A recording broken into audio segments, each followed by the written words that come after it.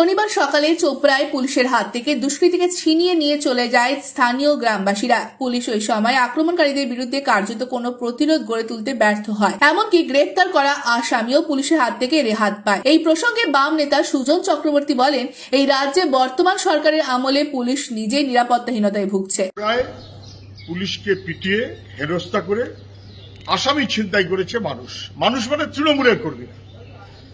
দুষ্কৃতী তৃণমূলের পঞ্চায়েত মেম্বার, ব্যাস 7 খুন মাপ।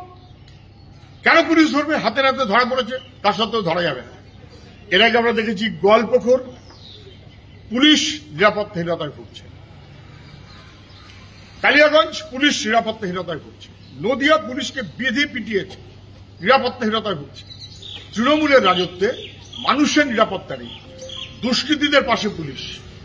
এবং দুষ্কৃতীদের পাশে থাকতে থাকতে মানুষ বুঝে গেছে যে পুলিশ মানুষের জন্য না, দুষ্কৃতীদের জন্য। আজকে চূড়ান্ত নিরাপত্তাহীনতায় ভুগছে পুলিশ। তৃণমূল নেত্রীর পরামর্শে দুষ্কৃতীদের পাশে দাঁড়াতে গিয়ে নিরাপত্তাহীনতায় ভুগছে পুলিশ। আরো অনেক জিনিস আমাদের দেখতে হবে। তৃণমূলের রাজত্বে সবই হবে। সবচাইতে বেশি নিরাপত্তাহীনতায় এখন পারলে পুলিশ।